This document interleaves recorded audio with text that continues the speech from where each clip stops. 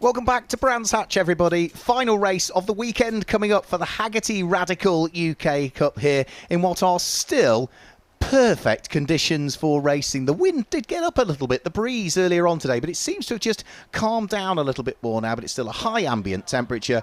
A huge grid of Radical cars that will be heading onto the grid for what for them is going to be a 40-minute race this time through. It was originally scheduled to be a 30-minute race, but because the first week of the weekend, first race of the weekend was squeezed from 30 minutes to 20 minutes, today they're going to give them that extra 10 minutes that they lost yesterday back. So the pit stop race does mean that, yeah, we get the extra 10 minutes, and quite how that affects when the pit window opens, we haven't quite been able to get clarified. But Piers Pryor, who joins me in the commentary box, we've seen 2 race wins for Daryl de Leon so far this weekend after the 2 races. When we're at Donington, we saw James Lay clean up all 3. Could Daryl de Leon do it here and make it a hat-trick? Potentially he could. Of course, he's had great pace throughout the season, but especially this weekend, he's probably been the most consistently fast driver. Although, I say that actually, James Lay was on pole initially and then had set the fast lap in the previous race. So after James Lay's incident, he'll be glad to be back at the front of the grid. But De Leon should have a slightly shorter pit stop than James Lay. But let's not count out Hayden Chance or Ben Casely on the second row of the grid, because they have also been very, very fast. And then there'll be plenty more fighting throughout the field. And then also we have the SR1s too. Hayden Chance is missing from the grid. He did have an off and into the barriers in race 2, and I thought the Team Valor might be able to get that car back out, but you can see that there's a gap there on the grid, so poor old Hayden is not going to get the chance to take part in race number 3 by the look of it. So this is round 6 of the championship that we've got coming up very, very shortly.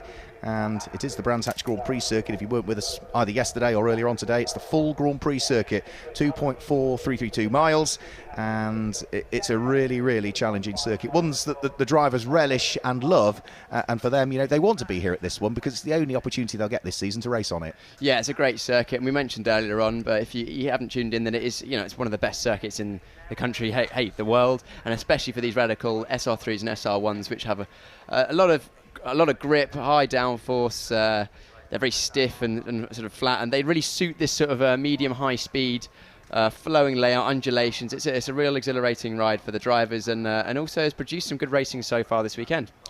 Now, just to confirm, the grid for this race as they head off on their formation lap is set by the fastest times that were set in race 2. But when it comes to the pit stops, everybody will remain stationed for 45 seconds. But if you look back at the previous pit stop race, I will guide you through those cars that did well at Donington in the pit stop race and therefore have extra time to spend in the pits on top of the 45 seconds minimum. So let's guide you through the grid, then I'll pick up on those cars that also have extra time to spend in the pits. Pole position goes the way of James Lay, but he's got an extra 20 seconds in the pits because he won the race at Donington Park, and alongside is Daryl de Leon. He's got an extra 15 seconds because he was second in the pit stop race at Donington. Row 2 of the grid is Ben Casely, who's got an extra 10 seconds because he was third in the race at Donington Park. Alongside should be Hayden Chance, but there'll be a gap because he hasn't made it. Row number 3 of the grid is Chris Preen, and alongside is Jack Tomlin. Well, Jack Tomlin finished 4th at Donington, so he's got an extra 5 seconds in the pit lane. And row 4 of the grid is John McLeod and Dan Headlam. Row 5 of the grid, Peter Tyler has Jacek Jalonka. Well, he also finished in the top 5 at Donington, so he picks up an extra 5 seconds in the pit lane at the wheel of the 88 car. And row number 6 is Jason Rishover and Mark Williams. The 7th row of the grid is Abdilmajid Khatib, and alongside is Andy Lowe, with row 8 being Wesley Fongini, and number 9, which is John Davies. And then for the next row of the grid, it's row number 9, Katrin Christensen, alongside Neil Glover, who will go in this race. And the last of the SR3s will be number 17, which is Gavin McAlpine, which means that the number 74 car of Theo Mercouris is the first of the SR1s that we've got in the field. He won the pit stop race at Donington, so he picks up an extra 20 seconds in the pits. Alongside will be Tom Wood, who has got an extra 5 seconds in the pits, and he has got Oscar Joyce for company, with James Ockenden and George Nutton lining up next. But George Nutton has an extra 15 seconds because he finished second in the pit stop race at Donington. Alex Spooner has got an extra 10 seconds in the pits because of his performance at Donington Park, and alongside is Ashley Gaunt, with Darren Nutton next up, who carries an extra 5 seconds into this race. And alongside Darren Nutton is going to be number 82, which is Christian Brooks. And then the final row of the grid will be number 41, Bradley Gaunt, who has got Rob Greenwood for company at the tail end of the field. Now that gives you all of those that carry extra time penalties. So in other words, if you finish in the top 5 in the previous race, if you win, it's an extra 20. If you're second, it's 15. If you're third, it's 10. And whether you're fourth or fifth, it's 10. But problems already for John McLeod. Here we go, some serious reversing skills from John McLeod. Unfortunately, that car has clearly come to a halt and not ready, but he's doing very well to get that car out of the way using the hill and looking over his shoulder. Well done to him. That is great driving. That is very, very sensible driving, and the marshals will be giving him a bit of a round of applause, I would think, because they have, we've saved a delayed start with that, haven't we? And when time is tight anyway, then that is good. So yeah, all of the cars stationary for 45 seconds, plus those success seconds for the top 5 finishers at Donington Park. And the pit window, if we'd have had the usual 30 minutes, the pit window would have opened after 18 minutes. So we're assuming it's still going to open at the same point, Piers. Yeah, it gives a little bit of a larger pit window, so you could pit later into the race if you so wish. But of course, 40 minutes, they will have to add an extra bit of fuel. They probably haven't tested these cars for 40 minutes, I would imagine, because they would think that the races are going to be 30 minutes for the season. So potentially some of the drivers may be falling off towards the end if the setups aren't completely optimised. But most of the teams are professional enough these days to know to potentially lower the tyre pressures a little bit more than normal. Sorry, it's after 8 minutes the pit window usually opens and closes after 18. I read it the wrong way round, so apologies for that one. So we'll wait and see as to what happens in this one. When it comes up on our screens, we'll know the pit window's open, as will you. So James Lay, starting from pole position, you can see the green flashes to the nose cone of his car. It's largely black and purple. He is the reigning champion. Alongside him is the reigning Radical SR1 champion, Daryl de Leon, stepping up to the SR3 category this year. Lights go out. We're away in racing round 6 of the championship, and Daryl de Leon is already looking to draw himself alongside James Lay. Ben Casely brakes as late as he can in the grey car with the blue flashes, but can't squeeze his way through. So it's Daryl de Leon still in second place behind James Lay. Ben Casely is third, and then it'll be the car of Jack Tomlin fourth as the SR1s get underway. Yeah, James Lay did well to not make the mistake he did yesterday and end up losing the lead into Druids. We now look at the SR1s. We're side by side for the lead. That's Wood and McCurris. It is, yeah, and trying to go around the outside is James Ockenden at the wheel of the purple liveried car, but the race leading pack are stretching their way along the Cooper straight. Jason Rishover sneaking up the inside of the number 5 car of Dan Headlam there as they took their way through Surtees corner.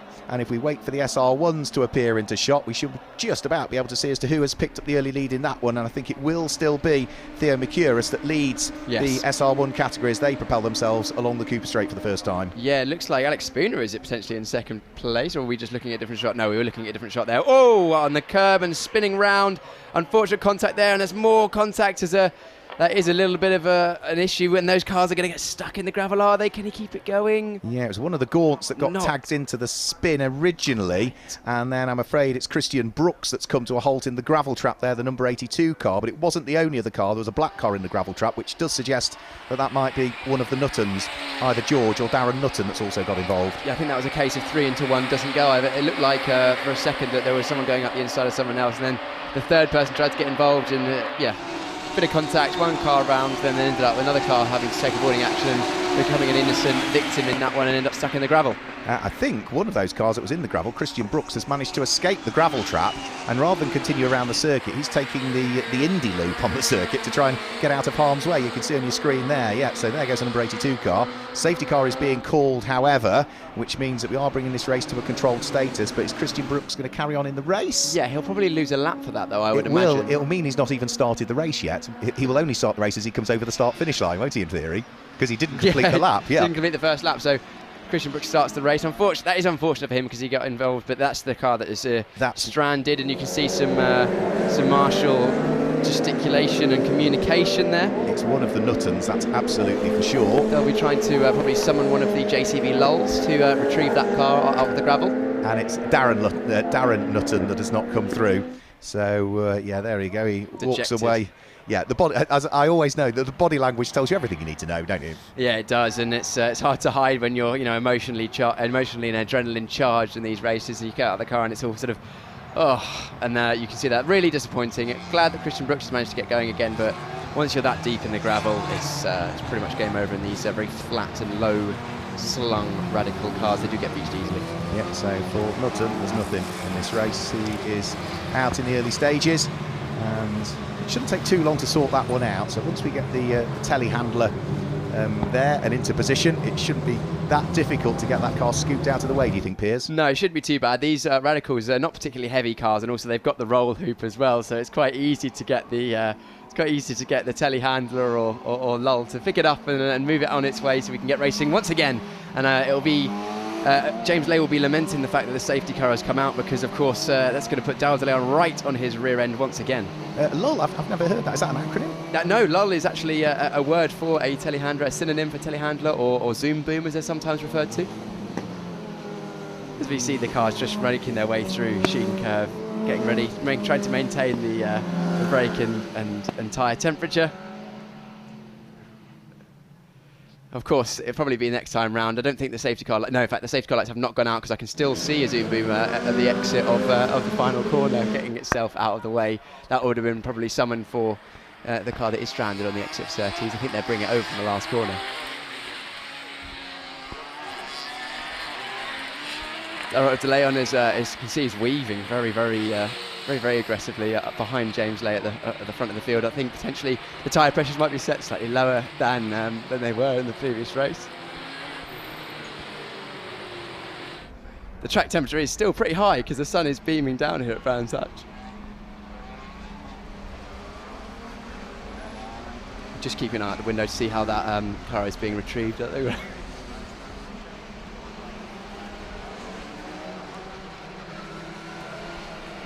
So yeah, weaving continues. Shouldn't be too long to get that car out of harm's way, so we just need to...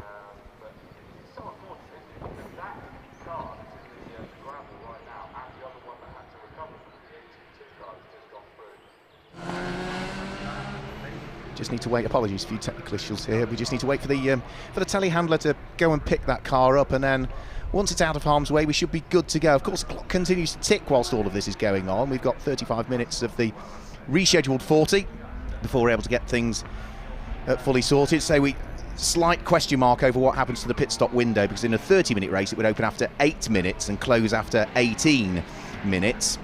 However, because this is a 40-minute race, it sort of begs the question as to what they'll do, whether they'll stretch it very, very slightly. I think the window, will still be 10 minutes, but I think they'll push it further into the race. Yeah, I would imagine so. They'll probably push it a bit further into the race. Otherwise, you've got a long time to go. After the pit stop. I imagine they'll probably, because it's normally designed to be somewhere in the middle of the race, at 10 minutes in the middle. Yeah. So if it would make sense if it was pushed to maybe like 12 minutes or so. The way it works, the pit window opens at 8 minutes, but that's not strictly true. And I'll read you again the regulations, because at 8 minutes, the pit window open warning sign is displayed, and drivers may only enter the pit lane after they've passed the board. Yes, of course. So just because it gets to 8 minutes doesn't mean you can come in. Oh no, another car stopped. That's the number 10. So SR3. It is, that's Wesley Fongini. Managing to get going again. No, it looks like it's something not quite right, because he's shunting around in the car as his head goes backwards and forwards to potentially... That's Druids, isn't it? And that is stranded, hand up. Normally he's going again. Is he just rolling it on the starter motor? I think he might be. If he can just get enough momentum to get it down the hill out of Druids, clutch in.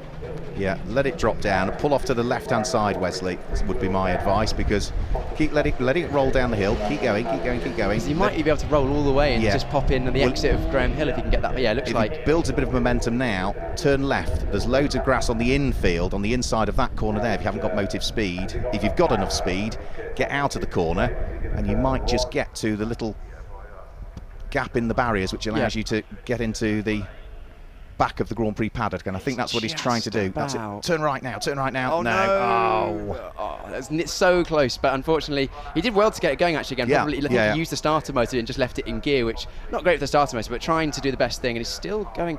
Yeah, he's asking the marshals, where do you want me? Where do you want? The answer is as close to the barriers as you can get. So park it parallel to the track, as close to the barriers, and he's shaking his head, frustrated. He's done everything to try and avoid further issues, but didn't quite. Probably wasn't quite sure as to where he would need to park. If they push him far enough on the grass, then we should be able to keep him out of harm's way. But in hindsight, what he should have done was get to the bottom of Graham Hill Bend and park on the grass on the inside, because there's loads of room there to get him there. And now are the marshals going to be able to get it shoving? Yeah, that's the thing, is it, because they are just about, but it'll be hard work, because again the grass is fairly deep there. It's fairly lush, because we've had obviously a fairly mild and wet spring, so the grass is pretty thick, especially on the inside, which doesn't get much use there. And these cars have a very flat floor. Hopefully they can get it to a safe enough place. I think it's probably about safe enough there, isn't it? Yeah, the only issue is that sometimes there's tyre barriers on the inside there, because you do get cars that sort of spit off to the inside of 90-degree corners like that. So hopefully that'll allow us to go green. It might be a stationary yellow for a lap or so to allow to alert the drivers there is a car stationary on the inside there. As you can now see the car being retrieved from the exit of Surtees. That's good to see. Yeah, that's Darren Nutton's car. So it is being lifted out of harm's way. Slightly nose heavy, as you can see. So just need to lift the hydraulics on the telehandler a little bit higher to make sure that the nose of the car just doesn't touch the ground. Yeah, good work from the marshals, of course. They don't want to accidentally clip the ground and do any more damage, which they would never do, because they're very well trained. I mean, we mention it all the time whenever there's stoppages, but of course we've got an amazing marshal team, and they're well trained. They know exactly what they're doing and allow us to get racing safely, but also when things do go wrong, they can help us get racing quickly once again. Yep, so we're just looking at the SR1s just heading round through Druids.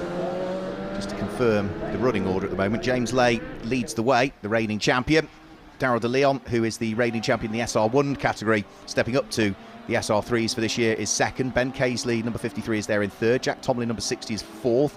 Jacek Jalonka is fifth, number 88, and Chris Preen completes the top six. And it's Jason Rishover, Dan Headlam, Peter Tyler and Mark Williams that are there completing the top 10 for the Radical SR1 category. At this stage, it is the number 74 car, the all-white car of Theo Mercuris, that leads the Radical SR1s from the number 20 of Tom Wood, and then 55, which is going to be the car of James Ockenden. So it looks as though great work by the marshals. They've got that car of Wesley Fongeli as far towards the barriers as they can. Wesley is walking with the marshals back to the relative safety of the marshals post, and hopefully that has really averted a further safety car lap, because they've got that car cleared just as they've got the one that brought about the safety car in the first place, Darren Nutton, out of the gravel. Yeah, Darren Nutton's out of the gravel. They're still just sorting that car out. I think they might be seeing if it's drivable back to the pits or not, because then also of course the telehandler will have to make its way back to its position, which hopefully can be done once the safety car gets past the start finish, and then we should be going next time around, I would imagine, because where are we on the circuit with the race cars at the moment? I can't see them on shot, and they must be coming round towards the so about halfway around the loop. Apparently we're hearing noise about Dingle Dell, so here they probably not this time. Yeah, Sheen Curve up towards Stirling, so I think frustrating, we might have an extra lap behind the safety car, which hopefully, there's always lots of radio communication going on between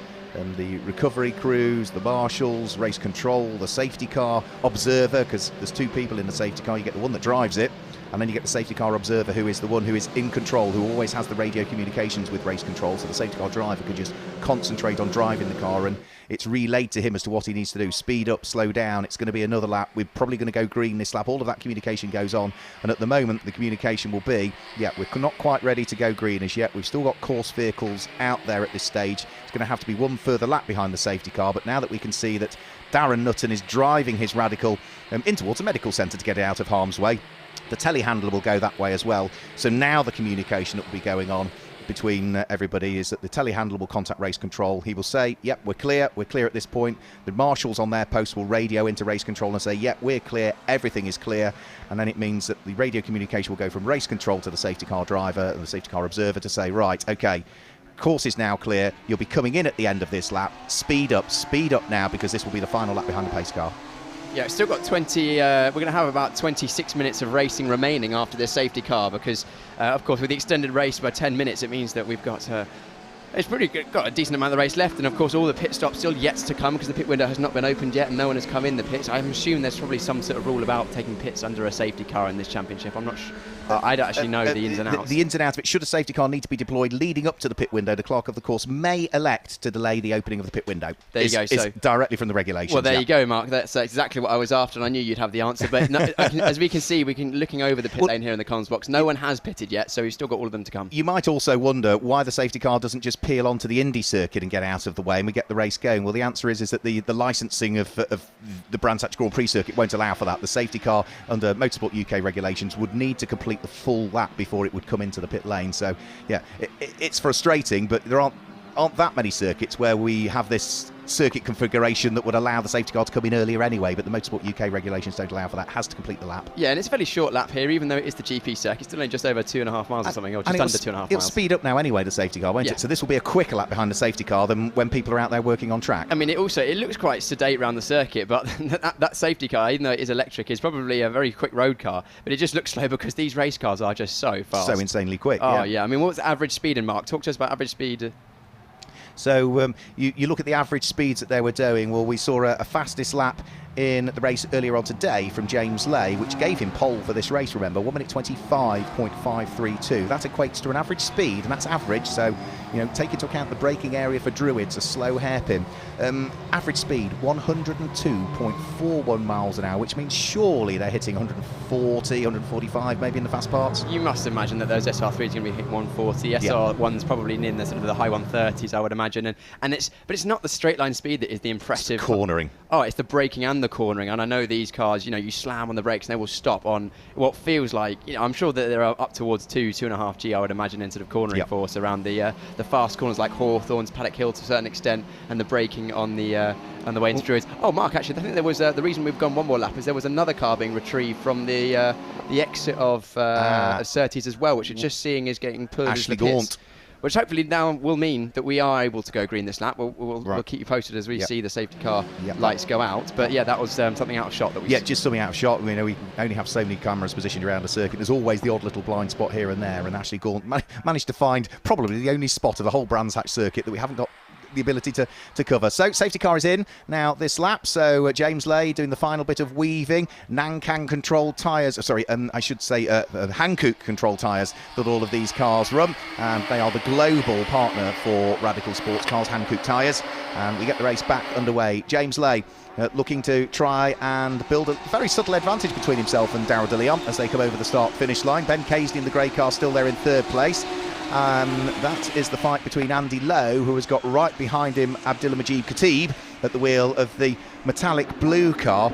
That car just looks beautiful, doesn't it? It looked nice at Donington when the skies are a bit dull. It looks fantastic here in the sunshine. Oh, in the glistening sunshine, it really reflects well. And I love all the different liveries you've got going on in this Radicals.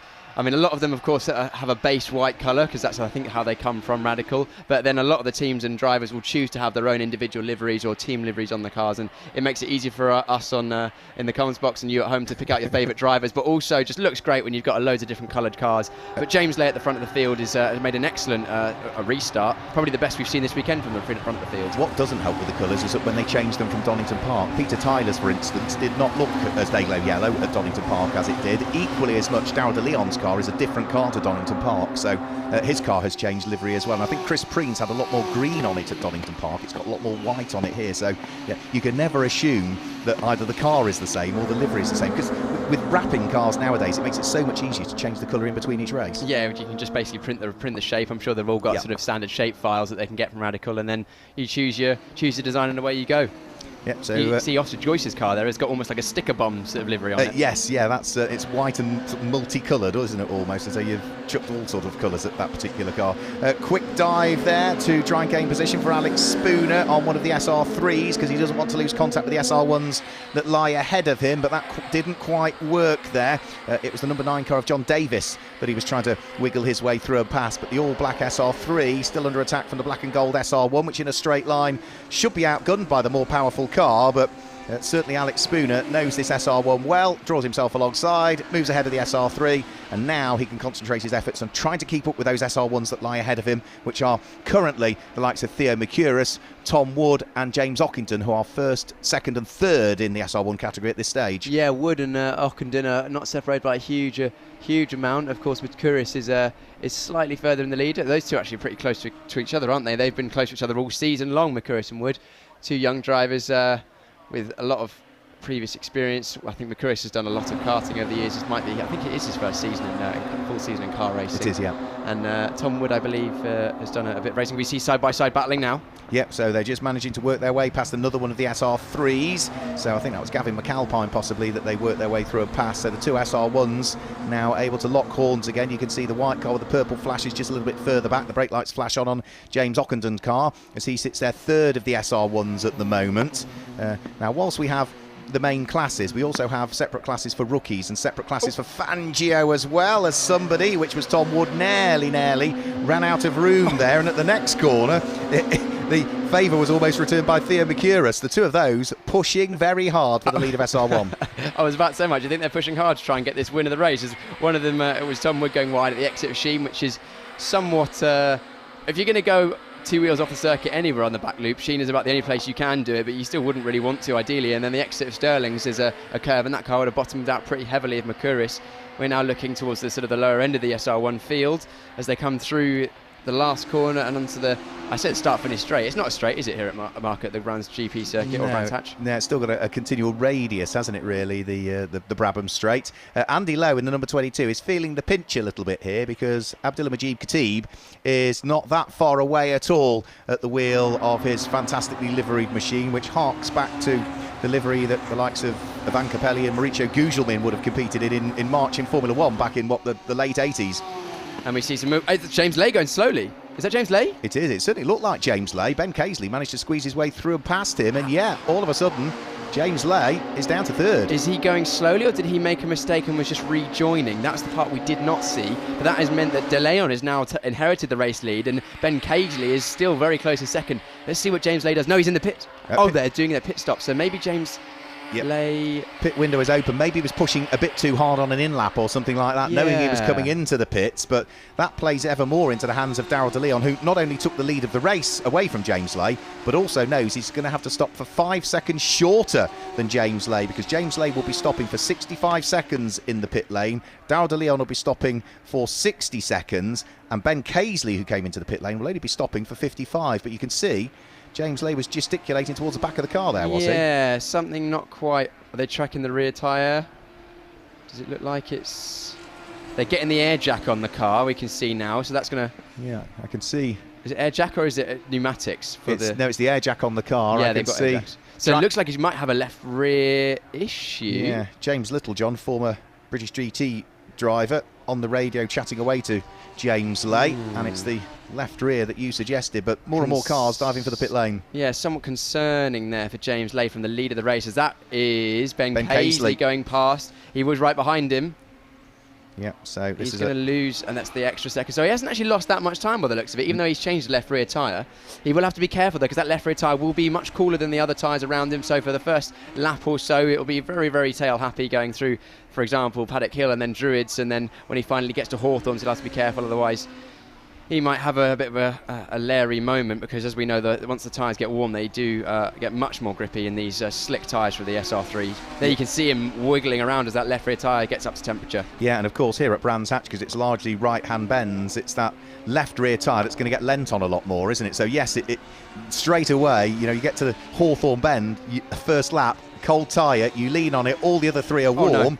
No. Clearly he's realised something isn't right. Yeah, something is not right with that Radical SR3, the Rural Motorsport one. Maybe it's something that's come off the back of the previous race and the issues he had. I'm sure he'll be absolutely gutted with that, James Lay, because obviously he's shown such good pace, led the championship and has had to come down the pit lane once again. He will lose at least a lap, plus all the time he's lost in between. Yeah, so that is devastating for him. Darrell De Leon is still the race leader at this stage. He has not come into the pits. However, he is doing exactly what you need to do when others do pit, and that is pop in the fastest lap of the race while the circuit is that little bit quieter. 1 minute 26.763 last time through is exactly what he needs to do. Peter Tyler is second at the wheel of number 80 car, the Dayglow yellow and white car, and Abdulhamid Khatib in the number 7 car is third at the moment. Yes, of course. Tyler and Khatib have sort of inherited positions that they're not in the net second and third, are they? Because I would imagine that Ben Casely, assuming that his pit stop all went to plan, will be coming out in second place. He was only probably less than a second behind our leader before the pit stops. If I was the Valor team and on the radio to Darrell De Leon, I'd be saying, we're going to leave you out now, Darrell. We need some qualifying laps, please.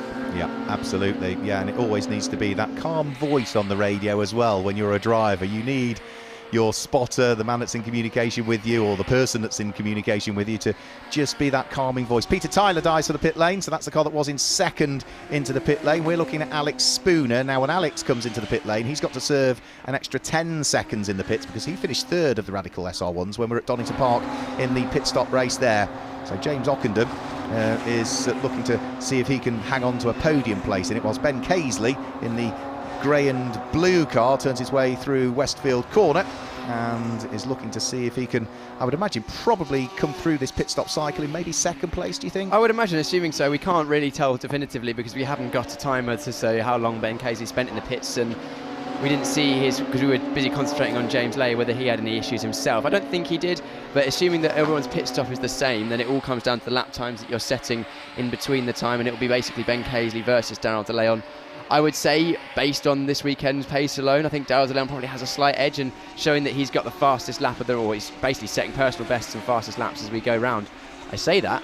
Yeah, it is Darryl De Leon. Must have pitted now, because Darryl De Leon is now in 11th place on our timing screens, but also still with the fast lap of the race. Yeah, so it's Abdullah Majid Khatib at the wheel of the number 7 car that's leading the race at the moment, and Theo Mercuris, who is the leader of the SR1s, also has not pitted, and he's up to second in the race at this stage as we look at Jacek Zielonka turning his way through the left-hander at Graham Hill Bend. Now, he has pitted, and he is at the moment, I think he's ahead of Darryl De Leon on circuit, because he stopped for 10 seconds less. As into the pit lane comes the man who'd taken up the lead of the race, Abdullah Majid Khatib. Yeah, pitting from the lead, not the net lead, but the on-track lead of the race, and he'll be doing his pit stop. His team will be counting him, because you have to stop for a specific amount of time, and of course he will then, as soon as he gets the green light or the thumbs up, will send it straight down the pit lane. On the pit limiter, of course, all these Radical SR1s and SR3s be on the same pit speed limiter, so no advantage to be gained there, as we see a very, very close move between two SR1s into turn 1. Yeah, it looks like Rob Greenwood that was overtaken there, but couldn't quite spot the car that came through. It's Mercuris. It's the Delta. Right. Yeah, it's the Delta car, a Delta-sponsored SR1 of Theo Mercuris, who's soldiering on in the SR1 group. In the overall lead at the moment, because he has not pitted still, so he's still pushing on. Now, when the pit closed board comes out, then you can go into the pit lane, but you can't pass that board on track. So the way it's worded, once the time has reached at the end of the pit window, that board is displayed to indicate the end of the pit window. Drivers are allowed to enter the pit after the board has been shown, providing they do not pass it on track, is the way the regulations are written. Well, that makes sense, doesn't it? So you've got a time after which you have to start your pit window, and then before which you have to have made your pit stop. So let's hope that Theo Mercuris gets in fairly shortly, so that he doesn't end up becoming foul of that rule. As Oscar Joyce now leaves the pit lane just underneath our comms box to rejoin the circuit. Yep, so Theo Mercuris leading the way. Chris Preen is up to second at the moment. There goes round past us. That is going to be Dan Headlam, who is ahead of Ben Casely. So Dan Headlam has just stopped for 45 seconds. Ben Casely stopped for 10 seconds more. So through dives Ben Casely. That now puts him up to 4th overall in the race at this stage. Next car he's going to want to try and close in on Ben Casely is the car of Jason Rishover and then Chris Preen, and you can see those are the next two cars that are just turning their way out of Stirling's now. So Chris Preen is the metallic green and white car, then Jason Rishover's as blue and yellow flashes to it, and then Ben Casely. But of course these cars that are ahead of Ben all stopped for the minimum amount of time in the pits, and he had an extra 10 seconds. Yeah, he's making chipping away at that extra 10 seconds he had to stop for, and will be looking to try and make some moves by the end of the race. I think it's a good format in the sense that if you do well in the previous pit stop race, then you are somewhat not hampered, I suppose is not the right word. Disadvantaged, but in a way that is fairly fair, because it keeps the championship close, and also means that you actually then have to do some overtaking if you want to win again, and it stops there being a monopoly on wins for one or two drivers. And it also encourages a bit of racing and racecraft as well, because it can be hard to race closely in cars with a lot of downforce, and these cars do have a lot of downforce, although these are somewhat easier than maybe a single-seater, because they don't actually have a solitary front wing that sticks out on its own. A lot of the downforce comes from the floor underneath, but still it gives you an opportunity. And Theo Mercuris now does leave the pit lane. Let's see where he comes out in relation to Tom Wood, I think, who is his nearest rival. Of course, Tom stopped for 15 seconds less than Theo, so yeah, you would imagine he would be up the road, yeah, so that's probably roughly 15 seconds, because it wasn't much between them at the time, was there? Where is Tom Wood? I'm trying to look out the window and see where he is. Tom is that him just coming down in towards Graham Hill Bend now? I don't know. We'll have to wait and see. Right, okay. Ben Casely is now starting to get right up onto the coattails of Jason Rishover. So Ben Casely is third at the moment, trying to squeeze his way through and past the second place car, whilst the race leader is still number 3, Chris Preen. Chris Preen has got traffic to deal with, so he slides his way past the number 9 car, I think that is. Yes, it is, of John Davis.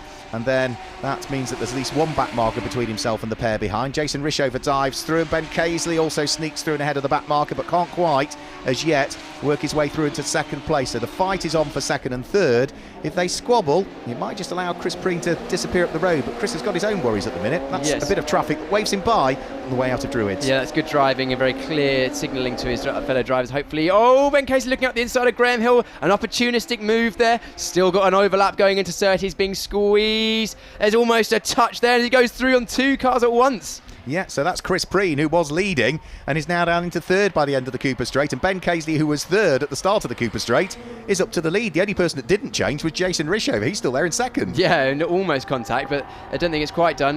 Rishover's looking to get that place back, but I think Casely's pace is going to mean he gaps him in the middle sector. Is there a problem for Chris Preen? Because all of a sudden, I think Peter Tyler in the Dayglow car's gone through. Yeah, Chris Preen's got a problem. You can see the car slowing to the right-hand side of the circuit. God. It's all going to get tight while they try and work their way past the back markers. And Darrell de Leon nearly got caught out there through the back markers, because it all started to concertina up. Back markers getting caught by front runners whilst there was a slowing car trying to stay out of the way. Yeah, that could have been nasty. They did very well, all of those drivers, to deal with that, because there was a driver waving everyone through, and he had a person on his outside and his inside, and then of course you had the limping car on the inside of the circuit, and it was almost 4 into 1, but they all managed to get through safely this time around. And you can see that we're now getting into the traffic as the SR1s are trying to stay out of the way. That's bitterly disappointing for the number 3, of course. That is Chris Preen, who is right up there in the lead of the race after the pit stops, but then a mechanical issue by the looks of it. It looks like he just doesn't quite have the drive he had earlier on, maybe stuck in gear or something like that. Yeah, such a shame for Chris Preen, who finished 4th in the first race of the weekend, was 6th earlier on today,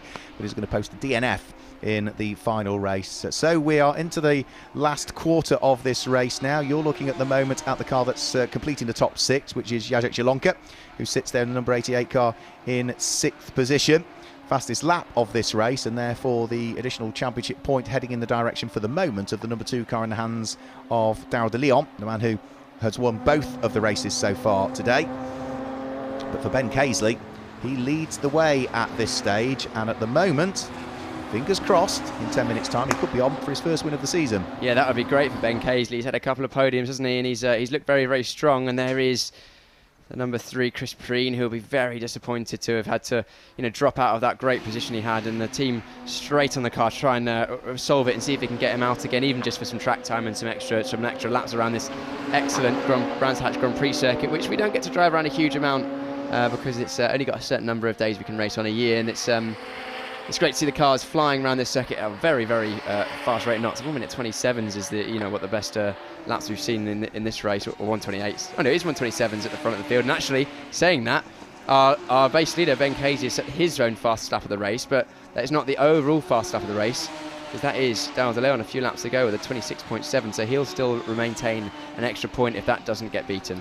And just having a quick look what happened post pit stops in the SR1s, and as expected, Tom Wood in 11th place, number 20 car, has picked up the lead in the Radical SR1s, and up to second in SR1s at the moment is Oscar Joyce, who is there second of the SR1s, but he was only 0.6 of a second ahead of the number 74 car, the all-white car of Theo Mercuris, so that could be a battle that's worth watching out for. Yes. I think, that number 74 car catching up with the 95 around the circuit somewhere. Yes, that is going to be very close. I think Mercuris has generally had a little bit more pace than Joyce so far this weekend, but that doesn't mean to say that Joyce can't hold him off. 8 minutes to go. Brands Hatch isn't an easy circuit to overtake if the car in front doesn't make a mistake, so Joyce will be trying to drive a clean race. Yeah. There they are, and just directly below. So it looks like Mercuris actually has managed to get that place. Yes, he has. Mercuris managed to get that place off Joyce that last lap, and has actually gapped him quite considerably already, almost just over a second, I think, over the line, wasn't it? Is it over a second? Yeah, I think it was. Yeah, 1.3. Through Stirling's Bend goes the squabble for second and third place. Jason Rishover has been reeled in by the slightly newer car of Peter Tyler over the course of the last few laps. Peter Tyler in the white and Dayglow car set his best individual lap of the race last time through, 1:27.6. but that was still just a shade slower than the car that is trying to close in on these two here, which is Darrell de Leon. So it is second and third through Paddock Hill Bend. Traffic to deal with, which will be Bradley Gaunt's car that moves out of the way. So they dive up the inside of the sole remaining member of the Gaunt family in this race, number 41 of Bradley Gaunt, through Druids Corner. And as they descend their way downhill, in the background, you might be able to see the grey car with the red flashes. That is Daryl de Leon, who is on his way. Yeah, Daryl de Leon obviously got past Headlam on that previous lap and is lapping extremely fast. De Leon was, I believe, the fastest driver on circuit that last lap. Oh no, he wasn't actually. He wasn't the fastest, but he still set a very, very fast time, and faster than the drivers ahead by almost 2 seconds to Rishover and Tyler. But Casely is extending his lead at the front of the field with a very fast lap time, his best of the race as well.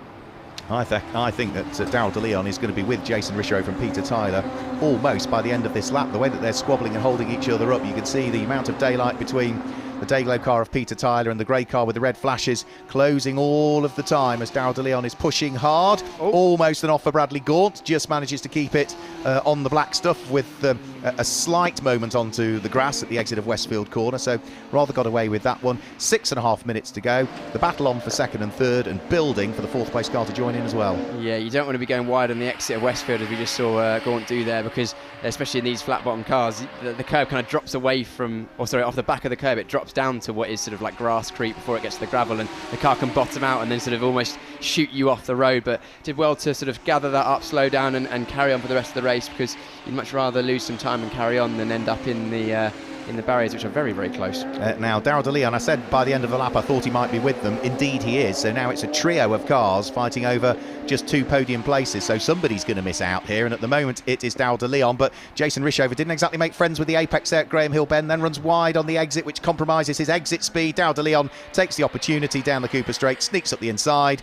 Up to third goes de Leon. Out of and off the podium spots goes Jason Rishover. Yeah, unless Jason Rishover can have a good run down in the slipstream down towards Hawthorns here and through Pilgrim's Drop, I don't think he's going to maintain or get that pace back, because just by the sheer pace that de Leon is showing compared to these two, I think it's only a matter of time before he finds his way past Tyler as well. Yeah, so yeah, I agree with you. I think it's de Leon probably for second place if everything goes to plan, but there's still 5 minutes of the race still to go, and Daryl de Leon will be pushing hard. I think his ability to do what James Lay did at Donington Park, which was win all 3 races of the 3, I think is very much going to be a tall order, because he's still there in what is third place at the moment, and even if he gets up to second place, then he has still got to try and close in 7.4 seconds, and there's only 4 and a bit minutes in which to do so. So yeah, it's not going to happen, is it? No, not especially with Ben Casey's pace. He's lapping very, very consistently. I mean, his best lap of the race, Casey, was at 26.8, and the last lap was only at 27.0. So lapping very consistently fast as well. So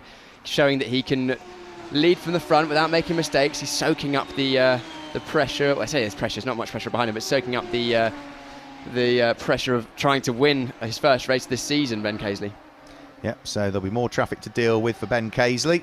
And that is going to be Alex Spooner's Radical SR1 that he sneaks his way through. Up towards us now, at the end of the Cooper Straight, comes a squabble for second and third place. Peter Tyler is going to lose out here as very late on the brakes came Daryl de Leon, but Peter Tyler just about got that one covered off in time. Peter was 5th in both of the races that we've had so far this weekend. His best result at Donington was 6th, so he hasn't been on the podium as yet. Well, he's in second, and even if de Leon gets past, it would still be his best result of the season. I think he's let de Leon pass because he can see how much more pace that de Leon has, so yeah. Tyler has let de Leon pass. Probably the best thing to do, because you lose less time letting someone through often than you do being passed, because if you're forced off the racing line with a lunge into a corner, it compromises your exit and you lose that speed all down the next straight, whereas he did a very sensible thing, made it obvious to de Leon that he was letting him through, gave him the line to the corner, and then made the apex and a good exit. And you can see the gap has been maintained to Rishover behind. Yeah, it's always easy to chase and beat chasers. Rishover goes very, very, very wide. Jason Rishover bouncing over the curbs on the exit of Stirling's, but thankfully it didn't unsettle the car too much there. You get a bit of a bump in the car or on the grass, and all of a sudden it's something very different, but that sort of stayed where you want it to be. Yeah, that was it was pretty hot in mouth there, because you know how many times, Mark, have you seen over the years cars drop a wheel on the exit of Stirling's and go into the left-hand barrier? But that is a car. Is that Gaunt again off at Sheen? No, I think that might be Rob Greenwood that's off, the number 47. Oh no, you're right, it is. It's Bradley Gaunt that's off, and now I can see the dust has settled. You can see the light blue flashes to it, so you're right.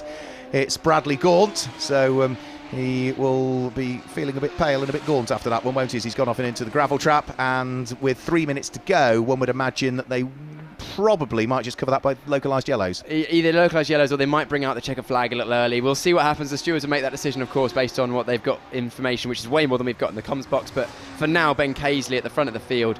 A dominant victory this would be if he can carry on until the eventual checkered flag, because he's basically not put a foot wrong, has he? No, he hasn't. You know, and this is what always makes such a difference in the final race of the weekend, because you have this extra time penalty, success seconds, whatever you want to call it, that cars have to pick up in the pit lane. And it will be the same when these cars go to Snetterton in May. We'll look back at what happened in this race, and if you finish in the top 5, again, it's 20, 15, 10, 5 or 5 seconds. There is, now that's Rob Greenwood, is it? That's the number 5. Is it Daniel Headlam? Is it Daniel Headlam? Is yeah, it SR3? It's the right colours. Yeah, it's the right colours. Yeah, Daniel Headlam has had a spin on the. So it looks like fairly early on in the corner of Surtees, not quite by the exit. Double wave yellows for now as he's trying to retrieve that car. It's a very difficult place to be stopped. But we've still got fighting further down the field. Who's this? That is the fight for second and third, trying to put laps on some of the SR1s at this stage. So Daryl de Leon needing to crack on with it because he's still got the Dayglow car of Peter Tyler right behind him. They squeeze their way through and past the SR1s and are now looking to try and work their way elsewhere. But yeah, red flags, as you say, come out because of the dangerous position for Bradley Gaunt's car, and with a minute and a half to go, that's going to be it, isn't it? I think it's the combination of Gaunt's car and also the spinning number 5 on the Dan middle of Headlam's still stuck in the middle of the track, isn't it? I think the issue is he's sort of on the apex of the corner facing inward, so he'd have to reverse onto the racing line. And he can't see what's coming. No chance. So I think that's very very wise of the and you can see again the body language throwing his balaclava down there. But yeah, unfortunate to end on a race under a red flag with only a couple of minutes to go, but I think the race was fairly settled regardless. So no, a great win for Ben Casey. He'll be very happy with that overall, and of course also for Wood in the SR1s. And I'm just thinking, did Daryl de Leon get past Peter Tyler for a full lap? Because if we go back a lap on the results, he did. Did he? I think he did. I think he did. No, because he got over the line, didn't he? Yeah, I think he did. Because if you go back a lap, then was Peter Tyler still in second? I don't think he was. I think Daryl de Leon had already got through. We went back a lap. We'll of course confirm the results. I'm sure you'll be with the results soon on screen, but there will be confirmed results after the race. But good to see that we had a safe finish for everyone, and everyone was okay, even though there was some incidents. Yep, absolutely. So we'll just await our timekeepers, because what they will have to do is they will have to calculate what the positions were going back a lap, and then they'll issue some results for us. And even when we give you the results, it may well be, of course, that those are still provisional and that they will be confirmed after we've gone off air. So you may wish to have a look on the Radical website maybe next week just to confirm what the results are, or log on to tsl-timing.com and pick them up that way. So the cars making their way in towards the pit lane, and I think we will leave the results with you. What I will tell you is when the red flag came out, Ben Casey was leading from Daryl de Leon and Peter Tyler, with Jason Rishover, James Headlam and Yannick Jalonka completing the top 6. Jack Tomerlin was 7th, Mark Williams was 8th, Andy Lowe was 9th, and Abdullah Majid Khatib completed the top 10. And in the SR1s, Tom Wood was leading the SR1s from Theo Mercuris, and third of the SR1s was Oscar Joyce. That was at the point the red flag came out. The results will be confirmed later on. And that's it from us from the Hagerty Radical Cup UK here at Brands Hatch. The cars will be back out on circuit at Snetterton in Norfolk on the 300 circuit on the 20th and 21st of May. But I hope you've enjoyed your racing here from Brands Hatch. Until next time, it's goodbye from us all.